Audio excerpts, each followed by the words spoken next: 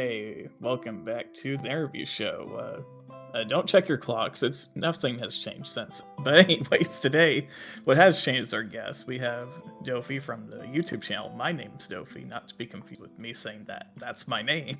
If you don't know who I am at this point, but for people who don't know me, I'm Drew. I'm host of the show. I've been doing this very on and so off here, and I've known Dofi for like 2 years ish, and basically build a channel off of turning like their passion to content and it connects with people. So I got to be a part of that journey a little bit. I have 2 videos that I've added for him, and I'll toss that in the description and probably the end card here for anyone who wants to check those out after this. But let's go ahead and let him introduce himself here.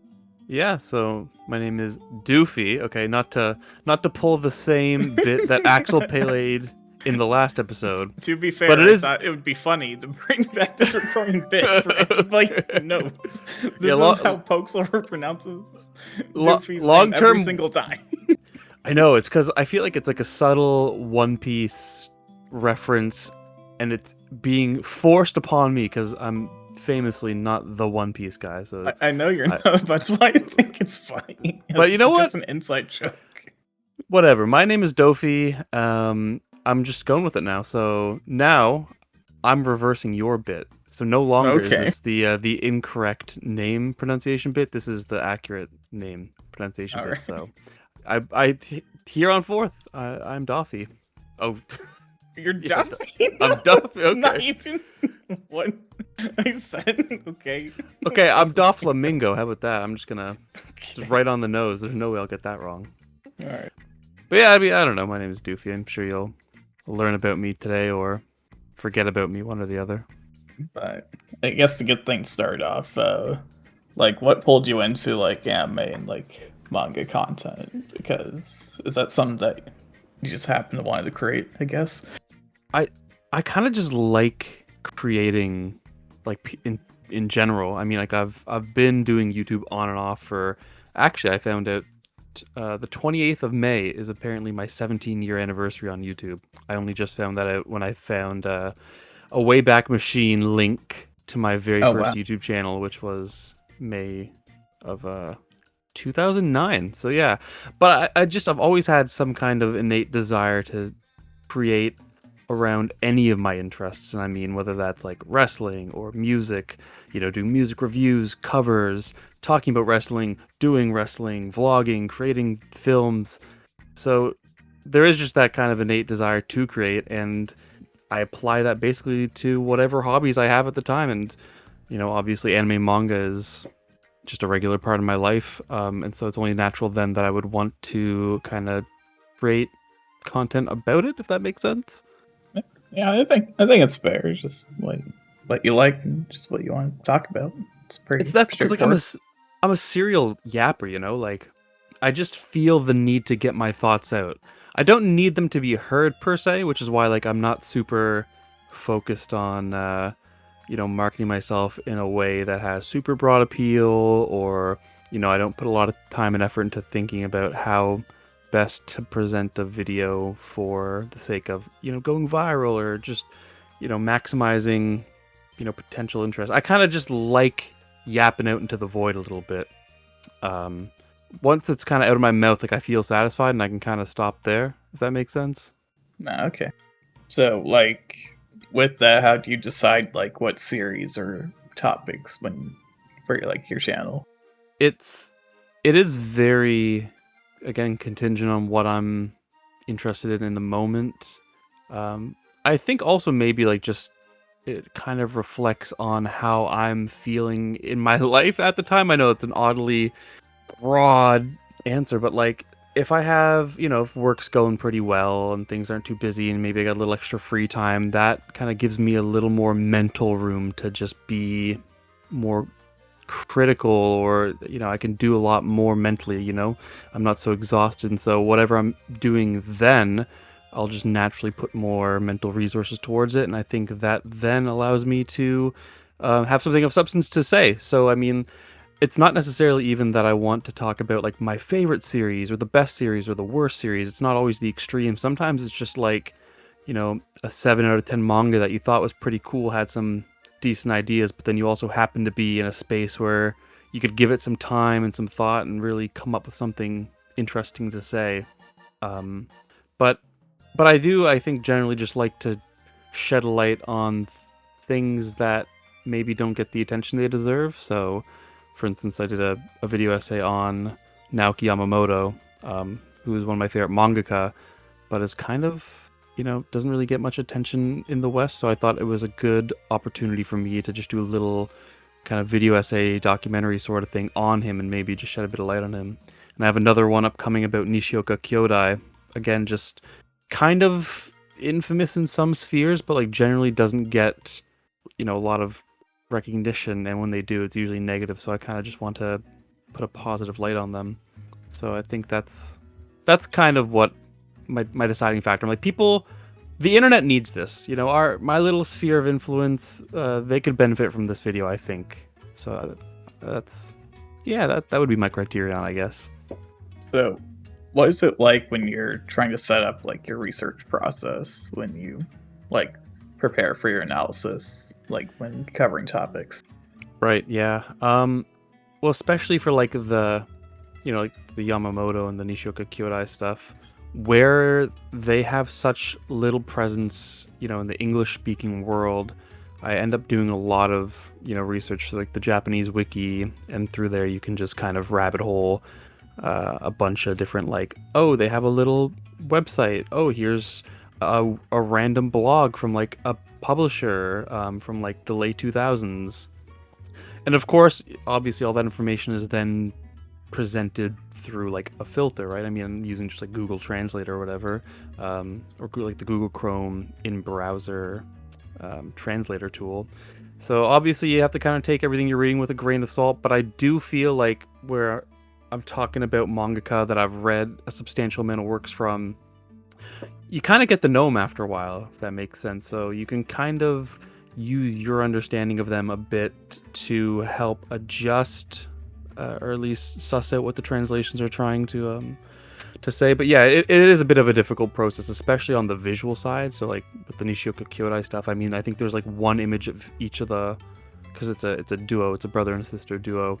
I think there's one image on like the English web, of them. So it was, I had to go through literal hell online to just find more pictures to use. And of course they're all from like the late 2000s. So they're like incomprehensibly small and pixelated, which, does make it difficult to actually present something about these guys. But, that's, I guess, part of the process, part of the fun, but also part of the struggle. Yeah, that's understandable, especially with certain time periods. A lot of stuff was just literally just fan translated. You don't have like Viz translations or like other stuff, or even like Tokyo Pop's pretty infamous with a lot of their translations. So, in looking back on some of their stuff, I'm kind of skeptical back if I'm reading some like from them. Yeah, and I mean, like, I noticed that there's a lot more Naoki Yamamoto manga being translated now, but I'm pretty sure a lot of that is like machine translations, which is like, God, there's got to be like the worst quality translations imaginable. It's really such a shame. Like I don't know Japanese, obviously, but you can only sense just from having read some, at least human scanlated stuff, translated stuff, that there's just something missing in the machine translations. Like it just seems to like kind of kill the prose a little bit. It's a very mechanical one-to-one translation, and it really kills the spirit of the manga in many ways. Like, yeah, you can kind of suss out what's happening, the key points they're trying to communicate, but it is such a shame.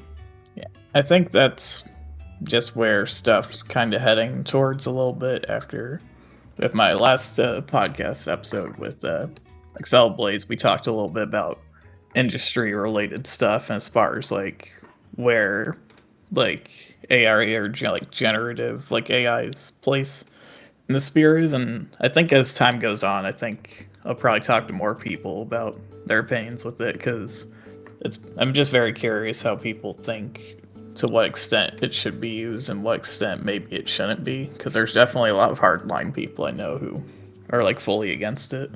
Yeah, I think I would largely count myself amongst those people, but It's one of those things where it's like, back in the day when we used to think about like robots taking over or whatever, it's like we always imagine them doing like the menial stuff. They're the ones that are on the factory line, and that kind of frees up humans to, indulge in some of the more creative spheres. But like ironically, it's the complete opposite. It's really like the AIs come for like the creative jobs first, and a lot of like, I don't know, like the more menial stuff that they probably could be better off doing, they're just not. So, I mean, maybe it's because people don't really value artists, like people don't care if a bunch of translators get laid off. But when the factory line folks are gone, that's when there's going to be an actual uprising. So, I don't know. That's a whole conversation in and of itself, I'm sure. I'm sure we could circle our way back to that eventually. I was Totally curious, though, as someone who, like, looks through content kind of like with a critical lens, like how do you review stuff that you like without trying to interfere with trying to be critical, I guess the best way to put it. Now this is actually, I would say this is my like unique, what's the marketing term, like unique sales proposition, unique value proposition. That's it. Yeah, I would say my unique value proposition has always been that like I am super aware of my own biases and I just double down on all of them. Like I don't pretend to give a super impractical perspective on things. I have a very specific taste and I lean into that immensely. And because of that, I generally like, sure, there's kind of maybe like technical aspects of a work that you can be critical of, against like the kind of conventions of the medium, the way things are usually done. When the paneling is bad, for instance, in a manga, like it's difficult to actually figure out what is going on in a sequence of events. Yeah, I mean, those are things that literally break your immersion in the story, and those are things that are easy to be critical of. But on the whole, like, because I have such a strong sense of what I like, I don't find myself, sorry, my brain just turned off for a second. I just let myself like trapped, I guess. Yeah, like I read stuff, I'm like, yeah, I can see how people might think this is like slop, or this is kind of like shock value, or that this is just like like Gooner, what is it, like Gooner slop? I don't know what the kids are saying these days. Yeah, Gooner bait, yeah. I could see how people might have those sort of arguments towards what I'm reading and maybe dislike it because of those things, but I don't know, like I have this immense charitability towards almost everything that I read. So for me to be critical of something, like it's really got to be actively doing something that like breaks my immersion in a meaningful way. Because that's the thing, like, we're adults trying to navigate a pretty difficult world right now. So when I have time to just chill out and read a manga, I want to enjoy it. I mean, I can't imagine a circumstance in which I want to go into a manga disliking it, right? So I do really approach things with maximum charitability. So my threshold for like being critical is pretty high. But I'm perfectly okay with that. Again, like I don't pretend to be this super impartial viewer. And I kind of lean into that when I make my content. Like I kind of know I have my certain spin, and that's, if you like it, you're here for it, that's great.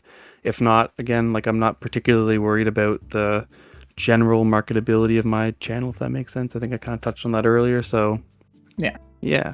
I guess to add a little bit to that last question, I've been seeing like a lot of like adaptation wars is the best way to describe this term, like with anime and manga, where you have fans of the original work that clash with whatever, like the newer thing that comes out, and sometimes it actually leads to like real like hostility, like at conventions and stuff. And I was thinking, like, is there like a better way fandoms could try to bridge this gap, or you think that this toxicity and divisiveness is just going to keep happening as more adaptations keep coming out?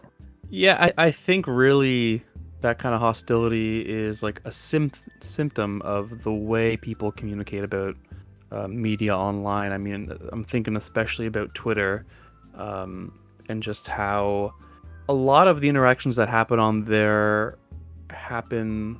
You'd question the authenticity of some takes that you see on Twitter. That's a good point. Because a lot of it is framed in a way that can be, retweeted and get attention, sensationalized. Sorry, I thought thought my laptop was turning off there. So when I see, well, I don't see it anymore because I don't actually even have a Twitter. I haven't for a couple of years now for this That's reason. the thing. I've also haven't been on Twitter because I just think that with how the algorithm's geared, it's supposed to make people angry. It's like I don't want to be a part of that anymore. Like it just seems not Exactly. worth my time. Yeah, at some point, like there's a social clout element that's been injected into online discourse where everything we do has to be to kind of get a one up on someone or make yourself look better. And so I think that kind of framework has really amplified any kind of pre-existing tensions. So yeah, I mean, people have always argued about whether the source material is better or worse. I think my thing is I'm okay with debate culture. I just think the degree, at least specifically where Twitter got to, has gotten so bad. It's just not worth like staying there, I guess is what happened Yeah, to it. that's the thing. Like, if it were authentic back and forths where one party was willing to have their mind changed, that'd be perfectly fine. But it really does just seem like we gotta get out our, our one-liners in the quote retweet so that we can get more likes and retweets and get the ratio or what have you, right? Like I Well, don't it's feel. like trying to get your best line out there without presenting your points to go with it. Is what it turned into. I feel Yeah, like. I think you're right. I think you're right. So, I mean, how do we avoid this? Delete Twitter and start a Discord server with 100 people. You don't have to all agree on everything, but I think having a smaller space like that and you build rapport with one another allows conversations to actually be productive. And that way, um, these kind of differences over like the source material versus adaptations can just resolve into actual conversation as opposed to just like ratio, L plus ratio. I think the other issue I have with Twitter specifically is the way it's monetized, where you have to pay to join into the system. Where it's like with something like YouTube, for example, you kind of have to earn it to some degree to be like Yeah. watchable and be worth someone's time. Like if Twitter more functioned like that and made like similar like Twitch, where you just earn your way to be monetized, I think I wouldn't mind it as much because I'd be like, oh, like Jofi spent a lot of time getting like thousands of followers and trying to get people to hear him out. But with how the system works, it's someone else just pays money to get into it and just make people angry and to get enough replies and stuff. Like, you're Yeah. making money. That's literally Yeah, what it dude. is. Yeah. Yeah. Honestly, like this whole monetization of Twitter, most of it happened after I left the platform, but man, like I can't even imagine how much worse things must have gotten since.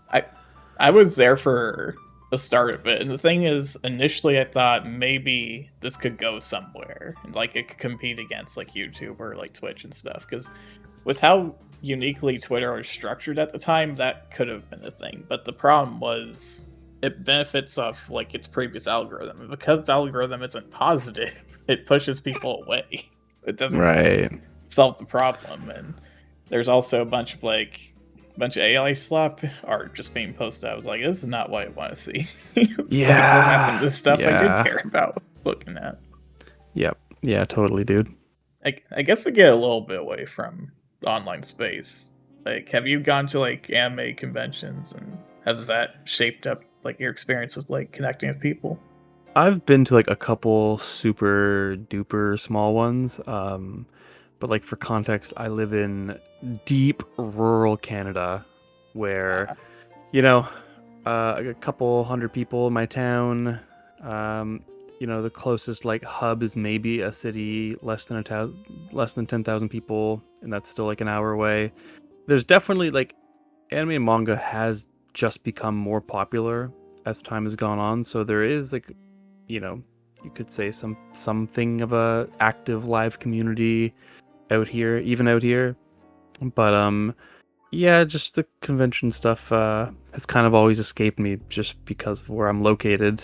And yeah, there's a small one they put on, I think, every year in the closest city to me, and I've gone to it a couple times. Like, and it's cool. Like, it's an excuse to get out, but it's not it's a non-factor, I guess, in this discussion. Like, I don't know nothing about no like Comic-Con, no.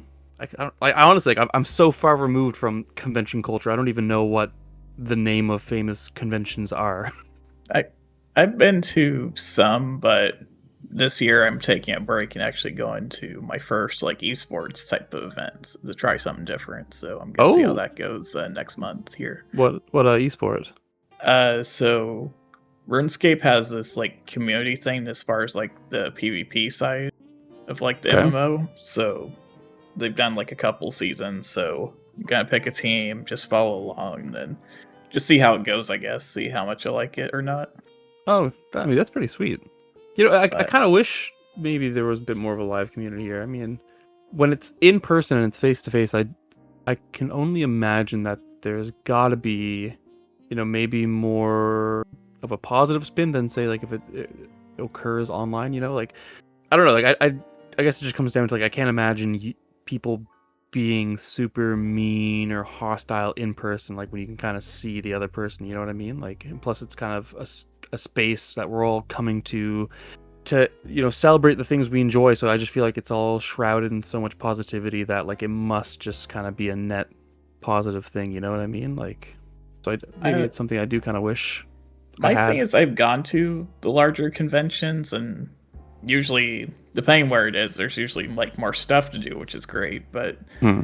I realize if I actually want to meet people and stuff, I think the smaller convention scene's a little bit better. But I just have to be a bit more, I guess, outgoing, such like. It also gets weird if you go by yourself. That's the biggest issue I think with conventions because you Right. seem way Yeah. less approachable. So it's like that's just how things are. But at the same time, like I'm not like a bar person. I don't want to just hop around bars and just talk with people. And it's like Yeah. at least how like American side of culture thing. Like there's been this huge death of like third spaces, and that's I think been heavily affecting different aspects. So Hmm. there might be a way to bring stuff back, but I think that's just how things are going, like genuinely. Yeah. I think you're right. But I guess while you're there, or did you notice any like cultural differences between like manga first fans versus like anime only people? If you ran into people like that, Um, I would. It's difficult to say because I mean, when I last went to these conventions, it was like probably 10 years I ago. I guess speaking more broadly, I guess we could put it that way.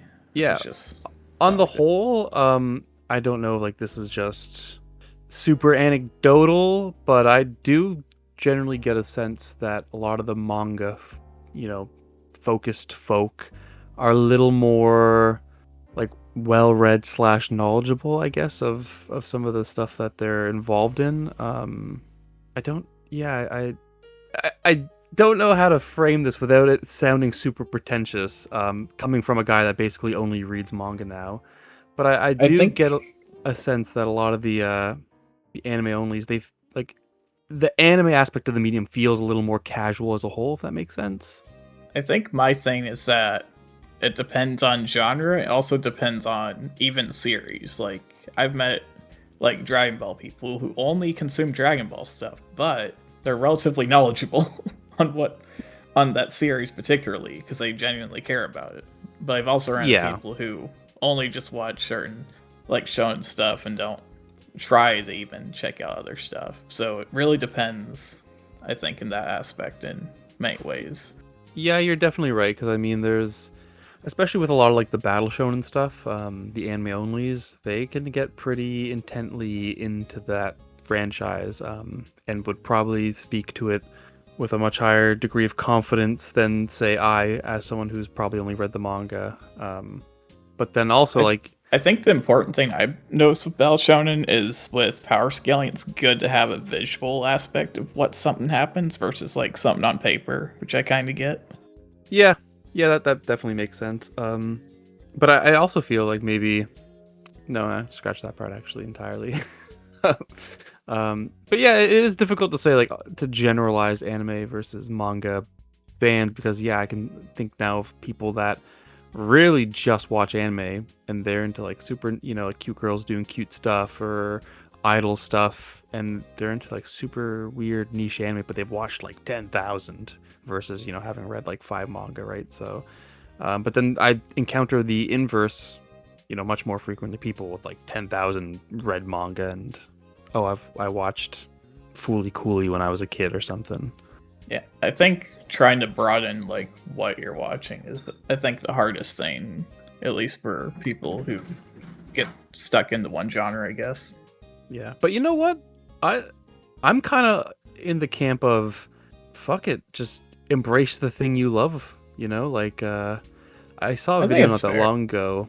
It was what was it called? It's like nobody cares that you watched 10,000 anime on Mal or something like that. It's a pretty I'm pretty cool. sure I've seen that in my feed. Yeah, I only got it. I think the video is 3 years old, but it only recommended it to me like yesterday, and I'm like, oh, I'll throw this on. And there was I mean, it was a really well put together video with I think a thesis I generally agree with, but you know, he just made the point like even if you've watched, you know, 10,000 anime or whatever, if it's all, you know, just battle shonen, for example, that doesn't necessarily make you more knowledgeable about anime as a whole, um, which is true, I'd imagine. But my just little asterisk would be like, and he kind of says this in the video as well. I'm not breaking new ground here, but like, but that's okay. Goes back to my earlier point. Like, I also like have a strong sense of like what I like, and I kind of just embrace that like wholeheartedly. I don't really try to go outside of the things I like normally. Every now and then I'll get into a funky little mood where I'm like, oh, I'm gonna read a bunch of random, I don't know, shoujo romance from, you know, Clamp in the 90s or something to broaden my view because I feel like I should. But then I'll read, you know, 4 chapters. I'm like, fuck, this is not what I enjoy. And then I go back to reading some like Gooner bait. I can kind of understand being stuck in a certain area to some degree. Yeah. I guess one thing I was curious, like as someone who makes stuff, do you feel like you have a responsibility like shaping like the culture for like your community, or do you not view it that way? You view it like you just post things, I guess. Yeah, I definitely take on the latter perspective. My YouTube is kind of just a curated feed of my thoughts. You know, I present them in a nice way, at least. I present them in a presentable way. I shouldn't necessarily say a nice way. I mean, some of my videos are super low effort, both on the scripting and editing side. But all the same, I don't feel a strong sense of responsibility. I mean, I've got like, what, barely 2,000 subs, not even that. My videos don't rack in more than a couple hundred views, and that's perfectly fine. But I think the other side of the coin is, yeah, I don't feel like a strong sense of responsibility for shaping, you know, the perspective or whatever on anime or manga more broadly. I think views and stuff are nice, but I think at the end of the day, I think sometimes you switch value and like what you want to create, you're not even sure what you want to do anymore. I think that happens to people. Yeah, and like, yeah, it's nice if it's like my Yamamoto video. I did put a lot of work into that, and it started off pretty awful. I mean, maybe less than 100 views, but some film producer guy shared it on Twitter, and it bumped up to like, you know, 1,500 views, and I was like, that's pretty cool. But I was never necessarily bummed about its poor performance, or like my latest video about a couple manga autobiographies. I didn't even hit 100 views, but I wasn't particularly bummed out by that. You know, I was just glad to have done it. If that makes sense. Yeah, I think there's some feeling of that. I think that's better than like positions like where I know people are just stuck in creative limbo and they don't know what to do. Versus, I think it's better trying to put something out there so you don't like lose yourself a bit to some extent. Like I get like not trying to like overextend yourself and posting stuff that you don't like, but at the same time, I think if you go too long without doing anything, just feels kind of empty. I guess is the best way to put it. Yeah, I constantly flirt with like long breaks in my career. I mean, it was almost a joke for a while where I'd like just release one video and then die for like a year and then come back with another video. Or I'll have like a little burst of productivity in the fall, maybe over a couple of weeks, and then I won't be heard of again for like a year. But yeah, like I said, like I really just emphasize how my channel is me in a very meaningful sense, and that if there's a long break, it's because like I am personally not in a space where I feel super creative, or I can't be because of, you know, real world constraints or what have you. So yeah, it is really self-indulgent in that sense, I guess. But, you know, I've got a small group of people that will generally come back each time I do something or another. So that's really rewarding. I guess to talk a little bit more about industry size things. I know you haven't watched anime as much, but how do you think the streaming platform scenes, like where, like how do you think they're influencing like what anime gets greenlit these days? Well, interestingly, wasn't Crunchyroll it was bought by Sony, right? That That's happened actually a kind while of ago. old. Like that Yeah. was that was Well, a that while ago. well that tells you where I am with the anime That's fair. industry. But I remember seeing that and thinking like, okay, it's Funimation's also owned by Sony, right? Those two platforms I think are kind of No, no. Funimation. I believe how things went down is that Yeah, enlighten Crunchyroll me. was owned by AT&T for a bit. Oh, Then Funimation was owned by a different company. What eventually happened, from at least roughly what voice actors and some people, at least on the English side, there's not as much as far as the anime production side goes, yeah. as far as that goes. But as far as it went over here, Crunchyroll needed like dubbing, like production stuff, and Mm-hmm. Funimation probably would have benefited from having more like anime licenses. So that's kind of how I felt things went down, at least Gotcha. with the merger, from what I've gathered. Right. But as time's gone on here, though, there's been more mergers that happened. Like Right Stuff Anime was bought out by Crunchyroll, and they See do that a I lot did of see, physical yeah. media distribution. My thing is that I think, at least just distribution, at least in the West, I think it's becoming too much of a monopoly. I think that the physical media section should be like split. Like if there was like 100%. if there was like at the FTC, like Federal Trade Commission, at least in the states, these since I'm American, for people not that don't know, at least over here, if they were to like split distribution, like physical media and digital, like I'd feel a lot better where the state of media is over here, because right now it's very iffy, like how well companies treat like their media, and it's just not fun. Like I just don't like it right now. But I Yeah, I think a mean, lot of it is because it's monopolistic, because you can control what's streaming, like what's for sale. It becomes like a bit of conundrum. It's better, I think, if they're like separate, like they can own their IPs and stuff. But I think as far as getting the media out and making sure quality control, like that's what I want, I guess. yeah. I mean, the big thing is like this increasing tendency towards monopoly is incredibly problematic. I mean, even on like the manga side, but like just to stick with the anime for a bit, it's like if it is really just one company deciding what gets licensed and what gets, kind of physical releases over here in the West, like that is detrimental to the culture as a whole, because obviously, we have all got our own biases and, you know, is on the kind of more marketing side, like they probably have their own idea in their minds of what anime is best suited for the markets here, and their idea might not necessarily correlate to what the market actually needs. And so if you're just kind of leaving it up to one company to make those decisions, that's going to dramatically affect which shows get licensed over here, what get dubbed, get, distributed physically. So I mean, we got to start breaking this shit up, dude. Like we need a real competitor. We need many real competitors. And I think the same thing applies to like manga. Luckily, it's not nearly as monopolistic as with the anime streaming side of things. There's still like a decent variety of publishers, but there is definitely room for more. So yeah, I don't know. I think that's just how things are at the moment. So Yeah, there I might mean be it's change. it's a it's a much larger problem than anime and manga. Don't even get me started about grocery chains in Canada, but that's this is not the space for that conversation. I guess one thing I wanted to ask, is there like actual like change you want to see, like industry wide, like for supporting animators, artists, creators, like as a long term thing?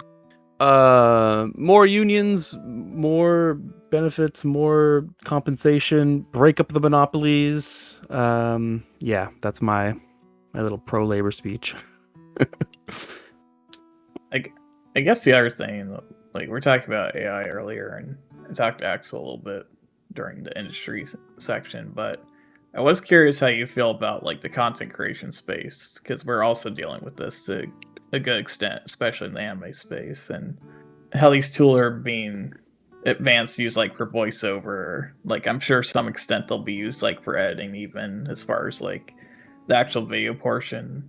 I mean, sometimes it is all right, but it's not that good. Most people can at least notice sometimes, but Yeah. I can see like older like fans like, oh, is this real? It's like, no, fortunately, it's like, but do you think we might have a shift where content creators will go more like on camera to emphasis their human presence? Because I think that's where it might happen.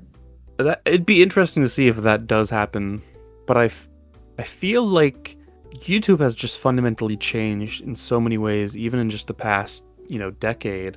People, and this again, this is purely anecdotal. I don't know if there's numbers to support this at all, but I don't get the sense that people follow creators in the same way they used to 10, 15 years ago. I really feel like people live on the home page and not the subscriptions page. People are just constantly consuming, and I think it largely has to do with like the algorithms maybe having more information on us now, and they're maybe a little more aggressive in targeting picks that they think will, really click with us. And so perhaps it's a case of the algorithm knows better than we do. Like maybe the algorithms are pushing videos towards us that we're actually more inclined to view than videos that we or creators we consciously subscribe to. But that to me, yeah, I feel like the creator has died like on YouTube, like really and truly. Like it's no longer, oh, I'm gonna see if there's a new Manga Crash video. It's, oh, look at this video, a history of LGBTQ representation in manga. That's cool. I'm gonna watch that. And oh, look, here's another video about, like I feel like we're more inclined to just chase individual videos than we are to follow creators.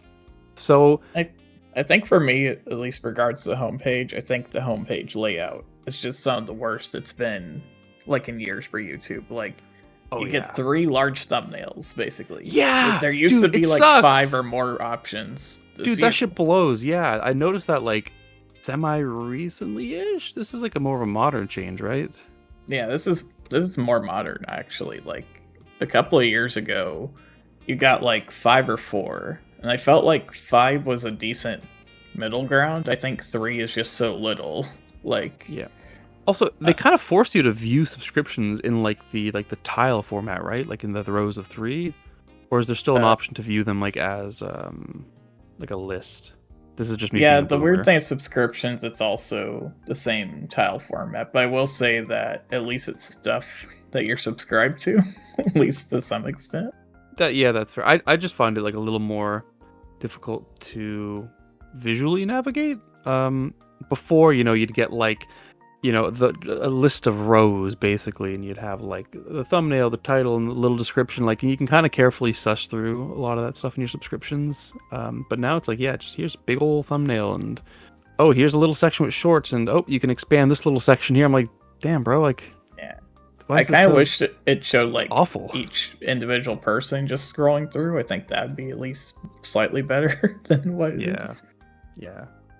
But yeah, I mean, to the actual question, it'd be cool to see people lean into the more human side of things, like I guess to kind of just distinguish themselves. I'd be interested to see if that's what happens, but I mean, with the increased use of like AI and creative spaces, I can only imagine like there are gonna be, and there probably already are, like massive channels that are, top down, completely AI. I mean, from the script to the editing, to the actual managing of the channel. The thing is, they do exist, but I find out when people call them out, those channels usually die within like a couple months. Like they don't maintain their snowball effect. Now, some people who don't find those videos where they're being called out, sure, but eventually it goes through. Like a while back, there was like this music channel that had no titles and just had like weird like thumbnails, but the music was really nice, and several creators point out, "Oh, this is AI; it's fake." And I've seen, oh yes, people, I think I've heard of this. Like put out comments and stuff. I think that's where stuff's gonna go, but that could mean that there would be a market for people calling out this content for people who want to know. So I could see pushback eventually happen, but the alternative, the alternative I think is more likely is that YouTube will be like, hey, we're wasting so much server space with all this AI junk. Let's just limit the number of people who can do this and be allowed to. Which means that they will probably start gatekeeping real people, unfortunately. But I think that's what they're gonna have to eventually do. Yeah, I think that's a probably pretty decent middle ground. Yeah, I don't know. I think the biggest ick with regards to AI in the creative space is just like the actual quality of analysis that the AI produces is kind of like poor. It's a little homogenous too. So I mean, especially scripts with a lot of AI influence, they kind of sound samey. I just think after you encounter a couple, it's like, dang, like what happened? This isn't the YouTube I know and love. Damn it. I think the other thing with some people using these tools, either English is not their first language, or they just don't know how to bounce off what they're given to make it sound more like natural. Like I could see people use it like for bullet points and trying to structure things. Like I've talked to people who do that. They actually make decent videos, but there's a lot of people like you're talking about who just generate the whole thing. They just don't quality check anything. Yeah. Like there was like a brief period where it helped like edit videos for a channel like that. And it's like, why are you posting this stuff? And it's like, oh, well, it's just quicker. And it's like, to some extent, I think if they see like viewer drop off, there's some indicator. I think that's our best chance, like overall. But I'm just not sure with how things are, I guess. Yeah, I mean, maybe there's like a space for it in like as like treating it like a second reader, you know? Maybe feed it a script. Hey, I think it works like when I remember back when Grammarly was like brand new to the scene, and it's also an AI tool at this point. But I think there's some more trust behind it compared to other stuff like colleges that I know they'll allow you to use it compared to like ChatGPT they don't allow. So there's some sort of authoritative thing with it. But I do think whether ChatGPT lobbies colleges more or other AI companies, like I think that's where stuff's gonna have to go first. That in the more scholarly field, that these AI companies lobby people. It's like, oh yeah, you just trust what we do. Like we got this. But I think because there's more skepticism of it, general people are also skeptical somewhat. At least I think they are. I mean, it's such a strange thing. Like I did most of my education, before the big AI boom, but like I just read comments from people now then about I wrote this essay 100% myself and I'm getting like 67% AI, plagiarism on this report, and like how do I prove otherwise? And like that to me is like that's real scary. That's a real scary concern. Like I don't even know how people would handle it, like truly. I think the problem though is that there's only so many ways stuff can be done correctly is the thing. So I think to some extent, like mistakes probably should be allowed to some extent, which is funny to say, but that's where I think we're heading towards. Yeah, I don't know. It's I don't know. I don't know. The AI thing is it's just like it's a whole. I guess the follow up with the actual like in person thing as the career comedy continues to grow. Inevitably, how important do you think personal branding is going to be for like anime channels as they're trying to compete with a bunch of these other channels that prop up? I don't know. That's a good question. Like I said, I think in the current state of YouTube, it's very individual video focused. It's about every video's got to be your best, because that's really the way. I don't know, that I'm not articulating that particularly well, but like the personal branding aspect, like I don't know how much it'll matter ultimately. I don't know how much people are actively following content creators. I know I don't really, to be honest, but I also don't really watch YouTube. I'll watch the content of some friends, because they're my friends, and it's not just a courtesy thing. It's I generally, if I'm friends with somebody online, like I have some kind of respect for them and their work, so I do naturally want to watch their stuff. But I don't generally watch a lot of YouTube, so I don't know what the space needs or where it's going or where it's at truly. I think the worst thing that I've been dealing with, I've been watching a few careers alike, and they say so much off topic stuff that it just messes with my head sometimes. Like there was one comment I was listening to a podcast, and he's like, "You know what? Some days I wish I just used like the AI generated thumbnail YouTube gives me, and not bother just hiring someone and making one." It's like, okay, man, that's how you're gonna be. I don't know if I want to care watch your stuff at that point. If you're viewing it to that degree as a business, you don't care about the creative like aspect you put into it. Like, sure, if you're not making the thumbnail yourself, the person you're hiring, you have quality, you have standards like what you want it to look like to some extent. I feel like if you are making it like because you want to, it's like I think that's one thing that's bothered me, at least some people. But part of me, it's like I can just choose not to watch stuff and just move on. I just hope other people do that. But if it becomes more normalized, then I don't know if I just want to make content anymore, to be honest. Just move on from it if they have to. Yeah.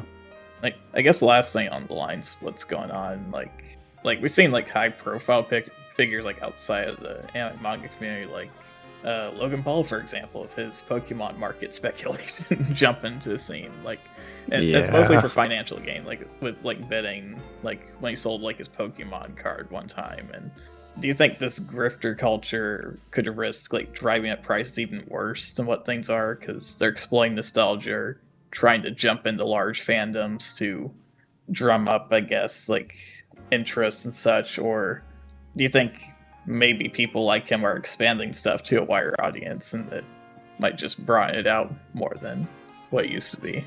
Yeah, I'm not convinced that like Logan Paul is like introducing people to Pokemon cards, if that kind of makes sense. Like, yeah, he's probably reinvigorating like a lot of interest in the physical cards, but I think a lot of that interest is like, viewing the cards as investment vehicles, which is like tangible assets, I guess. Yeah, and that's awful. I don't like that. I don't like the commodification of this kid's card game because, like you said, it is kind of exploiting nostalgia, and it does really ruin it for the people that genuinely play and collect the card game, right? Like, it's antithetical even to what Japan like bans like adults going to Pokemon stores that sell cards. Oh, interesting. Okay, that makes sense.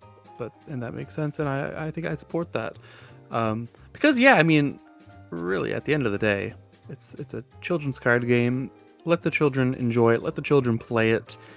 Don't let them play competitively too. But when we kind of start marking up the high end singles and stuff, and that kind of acts as a bit of a barrier for them getting the best deck that they can for their game, right? Like I don't know, it just has such a negative. It also impacts like availability. I know like Walmarts were consistently sold out of Pokemon cards. They probably still are, to be honest, which is a problem for kids maybe in smaller areas that don't have access to like a card shop in their immediate area. So yeah, the commodification of it via folk like Logan Paul take away from those kids in very real ways, which sucks, man. Like, yeah, I don't like it one bit. And he's trying to do, I guess, the same thing with grading manga now, but I'm sensing a lot more pushback on the manga front than what I saw with the Pokemon stuff, because people have viewed trading cards as investment vehicles for a very long time now. I mean, Magic's obviously like the big example.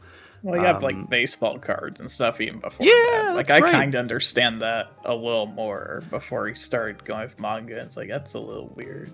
Yeah, the manga one doesn't make any sense to me. Like, that one just truly and honestly doesn't make sense. And I'm noticing so much pushback. I've seen people I think manga's silly because, like, you can have first editions and our stuff, but the thing is, it's paper. It's reprintable. And as long as it's relatively popular, more will just be sold. And people don't necessarily care if they have first editions somewhat. Like, maybe some minor collectors do, but it's like, for most people I know, they just want to read like the actual book. Yes, yeah, exactly. I mean, I know there's some people who put stuff on shelves. I get that, but most people actually want to read the books. Now my understanding is in Japan, a lot of like the mass printed magazines, like a lot of people like just kind of read them and then like not throw them out, but like they'd get rid of them. Like they really were just picking them up to read them, like for its contents, and then moving on. Like these weren't even on the level of like collectibles. Like they were literally just the means through which you consumed this story you enjoy. So like, I don't know, like the trying to give it the Pokemon card treatment just doesn't make sense to me. I don't think it's intuitive to a lot of people. Like, if people start getting priced out of things, that's just gonna rise in like piracy even more. And Japan's still dealing with that. Like, I hope they understand like allowing stuff like this could just lead to more things like this. At least realistically, I think they kind of do. I think they have somewhat of an idea behind it, somewhat. Mm-hmm. Yeah, I do think some stuff's unintentional, like stuff in English going out of print, but that's not really their fault. It's more like licensors not trying to maintain stuff. That's a whole mess on its own, really. Yeah, absolutely. I guess the other thing, go back to with like kids buying cards and stuff. I think the other sad thing is like a lot of like third places are kind of also disappearing for them as well. So it's like they're kind of entrenched into like adult spaces. And it causes problems, at least I think, like friction, because they shouldn't necessarily be there. Like I've seen kids mess around on Twitter. It's like, why you want to be here? This place sucks. Like, yep. And then the reaction to that is like, oh, let's ban the kids from social media. Like, oh, okay. I think my favorite one, like the last thing on Twitter, I was like debating some political official because they were talking about like digital ID and like having kids sign on and stuff. And, like censorship. And I told him, it's like, there's one point he brought up like his kids like Dragon Ball. It's like, do you know what Dragon Ball is? Like, do you know the contents that they're reading? Yeah. Like, the laws that you're advocating for are just gonna prevent them and any future generation from being able to access it. And the thing is, at least where I understand, like, when I was younger, it's like I will access things that I'm not supposed to sometimes because that's what happens with kids. It's just common knowledge. And I think by making stuff harder to access, you're gonna have a lot of kids, like the next generation, being like on the dark web. It's like that sounds very bad, in my opinion, knowing what exists there, and I choose not to be there. Or let's just give all of our personal information to some private company. Don't worry, it'll be perfectly safe with them. Nothing bad or nefarious will happen from this. Yeah, I think that's the thing with digital ID as far as like accessing anime manga goes. Like, that's what's gonna turn into, and I think it's just gonna lead to more piracy because people might not be able to access like payment processors, because we've seen that happen with like stuff that's considered like too erotic, like for like MasterCard or like Visa. It's like, you can't buy this, it's too like raunchy for our taste. And it's like, oh, interesting. There has been some pushback, at least with that, as far as like the right to buy things. It's been a bit more bipartisan, I feel like that's been one good thing that's kind of happened. But I do think the censorship part does need to stop a bit more, because I do think there are people who do overblow it for sure. But I think it's because they're trying to politicize it. They don't recognize like trying to remove like art as an aspect, I guess is the best way to put it. Some people just try to make capital gains, like, oh yeah, I'm against censorship and stuff. Like, that's just how a lot of them frame it. It's like, you do realize like whoever you vote for, it doesn't matter. Like, a bunch of them want this because the problem is politically it's a bipartisan thing. People want the internet censored, and it's like you kind of just need to push it away, like, or on both sides at this point, because how bad it's gotten. I guess get away from that. I did want to ask, what era of like anime fandom do you feel most like nostalgic for? Oh man, bring me back to like the old forums back in the late 2000s.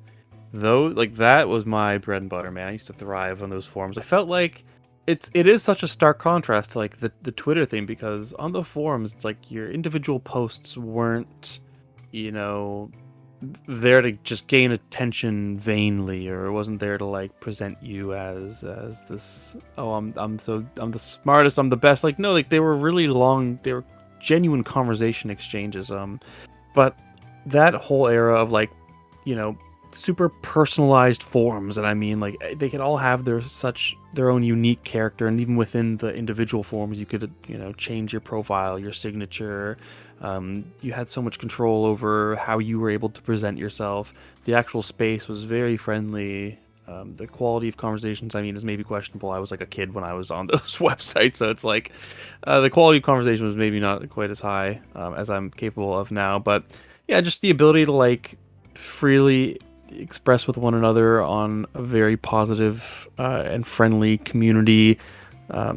The ability to just express yourself through so many different little means, and I mean, it's what I grew up with, so I'm of course biased and nostalgic towards it. But yeah, I miss forums like dearly. Unfortunately, it goes back to our Monopoly conversation where like everything just conglomerates onto like, Discord or Reddit or Twitter. And yeah, I mean, there's some cool benefits to these things, but on the whole, it's like every Discord server like just looks the same. It's a bland, basically grayscale minimalist kind of design. Like, it's void of all personality. The actual extent to which you can express yourself visually is super limited. I mean, you get like a little profile picture and your name, maybe like a little banner if you click on your profile or however that works. But yeah, I miss the smaller spaces, I think Discord has helped a bit with farm culture, but I think as far as customization goes, I think that's what Discord's kind of missing its value in. Like, large server owners would probably pay more for customization, and they'd be willing to do that, like, for their community. Like, I don't know why they haven't capitalized on this at this point. Like, if someone Yeah, wants to make their whole server be like rainbow colored, because whatever reason they can, like, why not just have someone have the option to pay more to make their server nicer, or how many servers that they own? Like, you could yeah, cap it off like at 5 or something. Like, just put a number, I guess, out there. yeah. That is what I miss, I think. But yeah, I just the community itself is like the post Twitter anime manga community. I just think is so fundamentally different that I don't even know if these spaces that I long for would even work as well. I don't know if people would even care. I 'Cause, I I mean, think it would work. I just think the main issue is like, one, if Discord sells to a private company, I think that'd be pretty bad. But I think two is that Discord doesn't realize its value, like being a replacement for forums. That's what they are in a lot of Mhm. sense. Yeah, And the other powerful thing is they replace things like TeamSpeak, Skype doesn't exist anymore. Like, there's a lot of value for it being used in that form. But it really depends if they get their game back and figure this out. yeah, yeah, definitely. But also, it's like maybe I've just changed. Like maybe it's not just the objective world is getting worse. It's also like maybe I'm just a little worse. I That's how I feel with like generative AI, but at the same time, I think it's just a personal thing, like disliking it to an extent, just how the systems were built, like upon theft. Like, a lot of them were like, Yeah. with how many lawsuits, like Anthropic, I think, was sued by a bunch of people who wrote books. I think ChatGPT was going through stuff. Like, it's just obvious, at least to me, who follows the stuff. But for people who don't follow stuff, they don't understand. It's like, oh, this thing like stole stuff. I didn't know that. Or it's like, this thing was generated by AI and someone posted on his channel with like several hundred thousands subscribers. I don't know. It's like, that's just what kind of bothers me. But I think the education side, I think, can work its way out, and I think that's what's going to help a lot in the long run, I guess. Yeah. Yeah, I do hope so, because I mean, as is, I mean, so many people are, especially like, in my area, I live in I'd say there's probably a higher average age in my area, and you just see so many boomers like, oh, here's this cool little AI uh, edit of my baby, and it's so cool, and everyone's like, oh, awesome, yeah, let me do that too. And yeah, they don't really understand what the tool is doing. The theft part, yeah, like you said, is really, people either don't know or don't care, and I am hoping that some of these higher profile cases against these companies will bring more attention to that aspect, and maybe, like you said, the education will kind of shift people's thoughts I on the think tool as the a issue I whole. run into is that there's a lot of people like me who assume that Oh, you're just against like electricity or like technology, like you're bound on your phones or computer all the time. It's like I think it's a difference. Like one, it's like a tool, and also AI to an extent is a tool. But the other thing is like how that tool is made and how it's being used by people is the other important thing. Yeah, I mean, absolutely. I mean, AI as a term, I feel like it's just so all-encompassing. I think that's how they also weaponize it because it's like, oh yeah, AI Yeah. is good. Look all these things it can do. It's like you have to specify like generative AI, like get like point across, I guess. Yes, yeah, certainly. I was gonna ask, what was your most like recent anime you've been watching? Actually, You know, I think I got sick back in January, and I told myself, you know what? I'm gonna pop on an anime. And I ended up finishing like season 3 of My Hero Academia or something, and I got halfway through JJK season 2. okay. Like really, when I watch anime nowadays, I'm usually watching like some kind of battle shonen.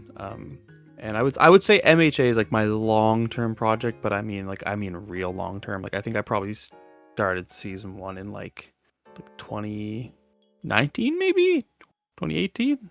I think with me, if MHA, I watched it kind of initially when it came out. I think it was like maybe a season or two ahead before I was properly watching it.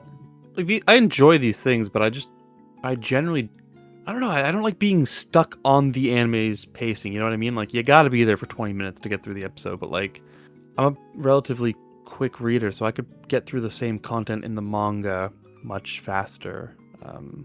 Which is why I was That kind of always makes up for sense. it. But I'm also super adverse to reading overly long series at this point. Like I would say the average length of a manga I'm reading now is it's got to be less than 4 volumes. I really don't read a lot of long running stuff. I just kind of want to read it and get it done with in a short amount of time so I can get the complete experience front to back.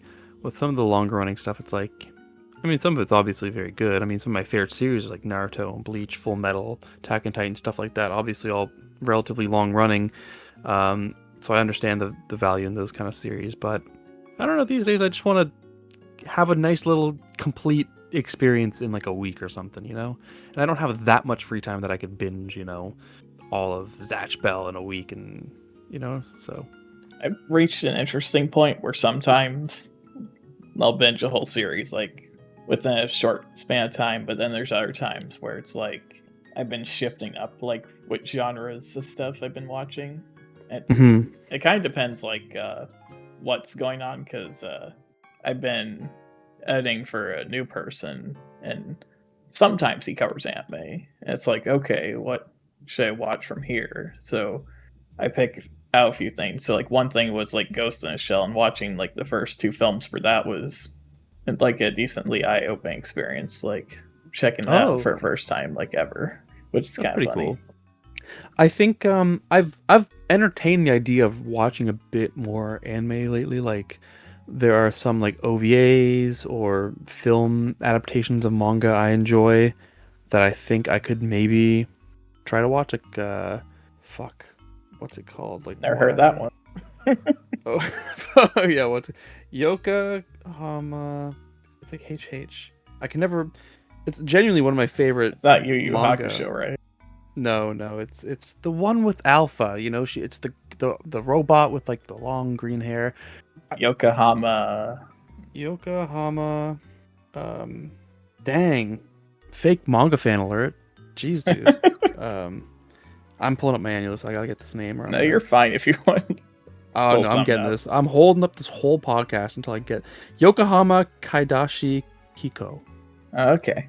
There's a few OVAs of this manga. I love the manga. If you couldn't tell, by the fact it took me 5 minutes to get the name out. Um, I love the manga, and there are a couple OVAs of it. And I'm like, I should just sit down and watch them one day. Like they look cool. Like it's not a super. They're not long. It wouldn't take me too long to finish basically all of them. So I've kind of toyed with that, or like, Naoki Yamamoto. I think his Aseta Dance. There's a OVA adaptation of that. It's like 2 episodes or something. I could totally watch that. Like the Nozokiana OVA, I could totally watch that. It's like 2 episodes. So I've been toying with the idea. Like it could be something fun to do. I get a little more free time in the summer, so that's something I'm gonna possibly entertain the idea of, but like I don't know, I just get such cold feet when it comes to actually sitting down and watching an anime. Like I don't know why. It just feels like a waste of time to me. I can't explain it. I feel like for your position, I think you enjoy stuff that is like anime original, like stuff that doesn't have a manga attached to it, because that's the only way you can Yeah. like check out the medium. I think that's something that you might want to look into possibly, because I could see you enjoying that actually. That's definitely possible. Or even just like yeah, like strange anime only 90s OVAs like that. You think you mentioned a couple to me before, actually. Uh, Um, Technolize was one I watched recently that doesn't have like a manga attached to it, and I thought it was yeah, I'm familiar. relatively alright. I'm yeah, I'm nostalgic about a lot of like that 2000s stuff, so I could see myself trying to give that a fair shake. Technolize actually probably being one that I could realistically actually watch, See, just due to my familiarity with it. I guess Or Ergo Proxy, that was another one I saw a while back. It technically has like a side story thing, but the main story was done through animation. yeah, I didn't like Ergo Proxy that much, to be honest. I own it, the Anime Classics edition. I used to collect anime physically for a while, like way back when, but I found it a little pretentious, to be honest. I think my thing is that I liked it to a certain degree, but it ran into every so often I just felt a little off with some of the episode choices, I guess. Like I think the game show episode, that was like, why is this here? Did you really need to put the exposition dump here? Yeah. Like comparing it to like the library episode, which come like before it, it felt better like created as far as that goes. And like there's another one like where they go to like this like weird theme park world that's like kind of a mirror. And it is a bit surreal with how it's presented, but I feel like sometimes it's actually good at trying to explain its exposition, but other times when it doesn't do it good, it comes off very weird when watching it, I think. Yeah, I mean that, but I will say though, on the whole, like that vibe, immaculate. The actual atmosphere and like the mood, the tone of the anime is phenomenal, and I think that would be a good in for me, to get back into anime a little bit. Like even like what is it, like Hai Bane Renmei? That show's also just got like a super rich kind of atmosphere, like that It's on my classic watch 2000s list. look. I'd like to get into it. Stuff like that, or like Lane, I could definitely see myself getting into. I thought Lane was pretty good when I watched it. I think my favorite aspect with it was how the dub was back in the day. Because the thing is, like, a lot of older dubs are very stilted, very jarred. But when you have a show that kind of can play into that fine, like, it comes off very eerie. It comes off very interesting, which is very funny. Like, if you have the right thing to pair, like, the audio to it kind of works, which is very interesting. Some of these older dubs that I've tried to get into. That's interesting. Do you read much manga by chance? I used to in the past. I'm currently reading Jerushin. I don't know if you ever heard of it. No, I don't think so. So I guess the run by kind of what it's about. It's about this guy called Kyoto Ida, and he works for the Shinjuku like precinct for like the police department, and he basically solves like different cases, but the thing with him is he's open to using like lethal force if he wants to. Like he's one of those type of detectives. So it's like if he thinks something like real bad's going on, like he'll get into it. Like right. I don't know if that type of genre interests you or not. No, not particularly, to be honest. Like I said, I have such a specific type. There was another one that I actually did read the manga for, Life Lessons with Urimachi-san, because the anime just ended like a while back ago, and they just never continued. It's like, sure, I'll pick up the manga for it, and it was like, Are you aware of the title? No, not particularly. So, it's this josei manga about this 32-year-old guy who's like out of his prime, like being an athlete, he goes to work on a kids show, and we learn his life and other people who work on this kids show, and how their lives devolved to working there, even though they had bigger dreams and stuff in the past, basically. And Oh, it's pretty funny. oh, that actually sounds pretty good. That I could see myself getting into. But yeah, I more watched like anime because that's just how I do stuff. I think reading, to some extent, like there is somewhat investment to it, so it's like I kind of more skeptical of like what I want to choose to read. I guess the best way to put it. Yeah, that's fair enough. There's an art to like crafting a manga page and the actual framing and paneling that I really enjoy, and also I guess where it's very like individual image focused versus like obviously like in animation it's kind of like the flow. You really got to focus on I guess the broader figure. I just appreciate the individual frames in the manga, you know, like each one gets a little more life than an individual frame in an animation. Necessarily so, of course. But it's just, yeah, which path you prefer. I mean, obviously it's totally individual preference, but I see the argument for both sides. I think my thing is like at least how I choose to read like some manga more recently. It's either if I'm aware the anime adaptation's like really bad and it's worth just trying to check out the manga instead, or there's many times where stuff isn't continued, or like you get like an obscure OVA where it's like it's just this bit. It's like you want to just check out the rest, but you have to read the manga instead. It's like that's just how certain things go typically. Yeah, that's fair. And I think it's more like there's so much I think good stuff that exists. Like I have time to watch stuff. Like why not just enjoy things while I can? Yeah. Even though some of it just ends up stuff that I'm kind of like doing for work. Like there was a point where I watched the entirety of like Mob Psycho in like 2 weeks. Jeez. Like son, it's like, oh, you haven't checked this out before? It's like, well, I want to do a video on it. It's like, okay, I'll go do that. It's like That's interesting. Yeah, I mean, like it is almost a part of your job, isn't it, to watch these series? I think that's one thing that kind of helps to some extent. I think the hardest one I did, like I think you probably saw, is when I had to watch the entirety of Yu Yu Hakusho. Yeah. That was the Yeah. hardest one I have done. And the problem is the first 2 arcs with them being great, and then you had like the slight decline, then it goes down even further. The last arc, I feel like. Bro, you Like, I actually think fucking suffering through that. awesome. Come on, man, bro. Do you like the last arc that much?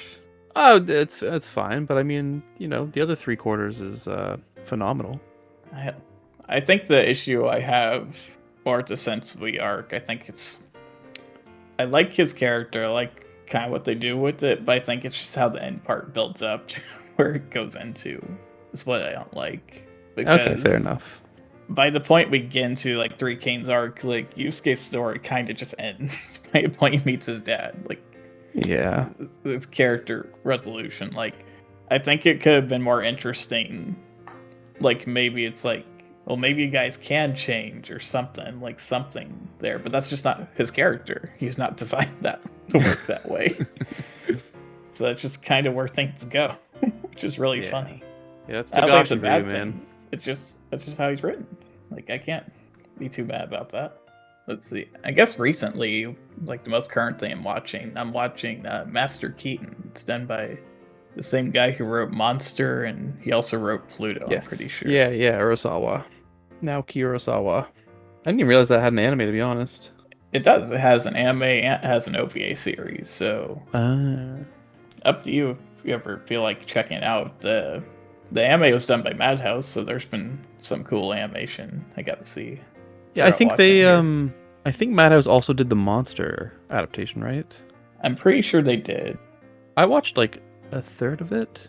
It was solid. It felt slow, like would be my only like on the pacing side, but Master Keaton is not slow. It goes from story to story because it's episodic. That's how I think nice with it. Monster, I think, definitely felt like a slow burn, but I think it pays off is because the story's good. I think that's what helps it a lot.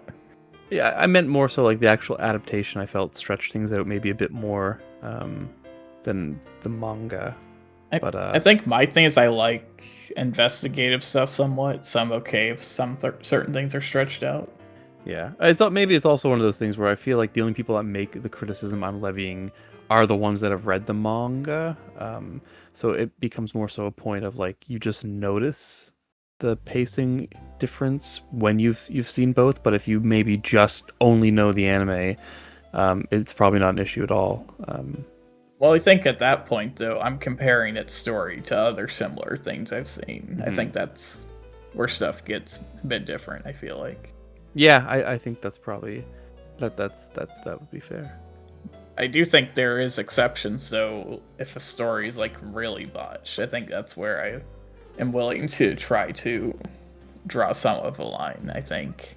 hmm I try and even before I try not to, read the manga and watch the anime for a lot of things, which might seem, I don't know if that seems odd or not, but like for instance, I mentioned I was watching MHA and I have zero intentions of ever reading the manga.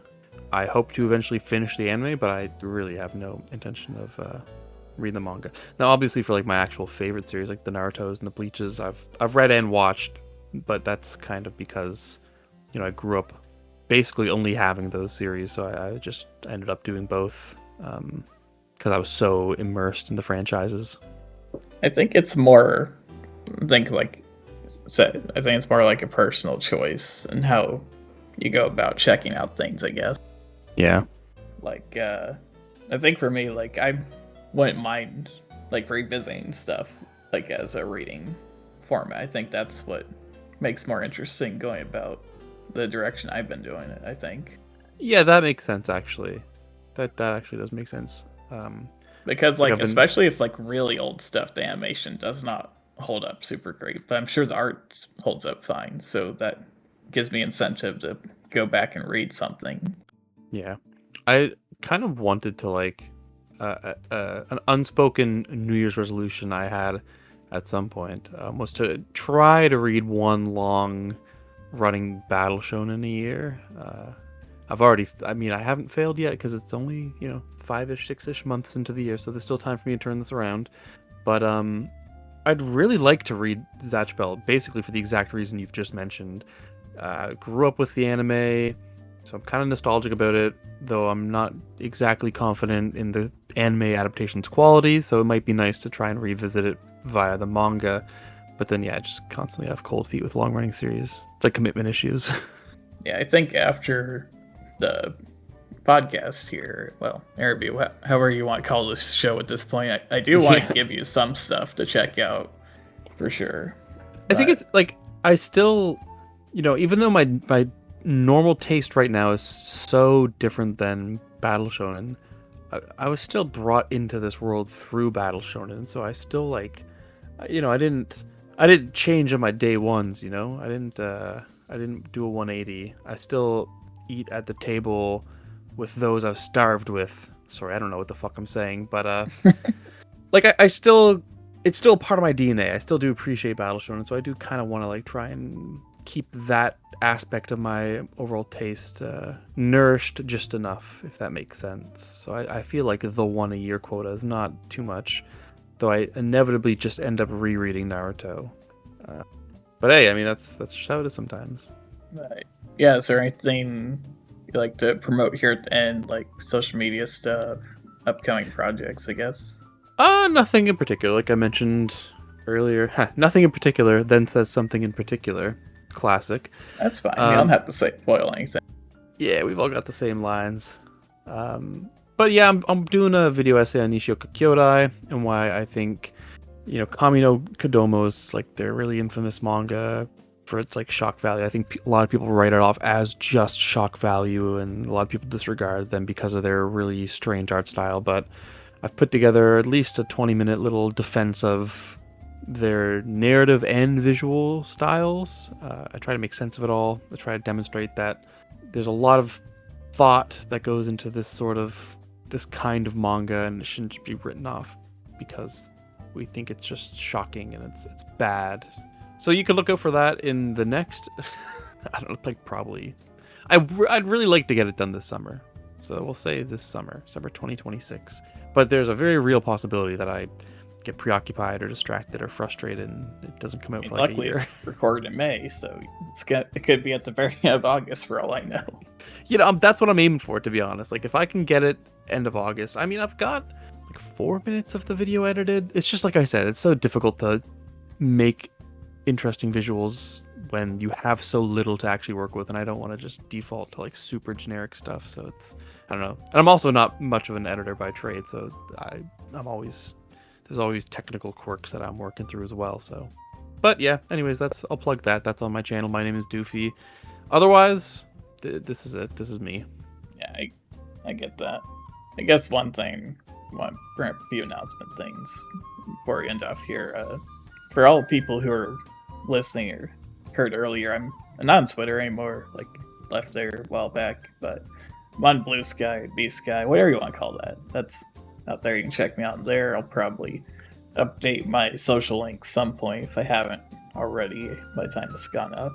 As far as upcoming guests, I'll probably do some reruns eventually if I feel like there's interesting stuff to talk about. That might be something fun, but I am opening a door also for like non-anime people, so like maybe like general content like video games or anime, manga, like etc. Like stuff not as specific. I am looking maybe like towards like video essayists and such. Maybe like people don't like specifically like do that content, but do like check out stuff. I guess that's the way you put it. Fair enough. I think it's the best way to word to average viewer, I guess. Yeah. Because I know people who do like variety content, but they also talk about anime manga occasionally, so maybe talking to those people might be interesting. Like, also video editors, I might talk to some of them because they have different perspectives. I think as far as the content creation process goes, I think some of y'all might be interested in that, but I think to the degree that can get a little boring because there's only so much stuff that's done differently, I think, realistically.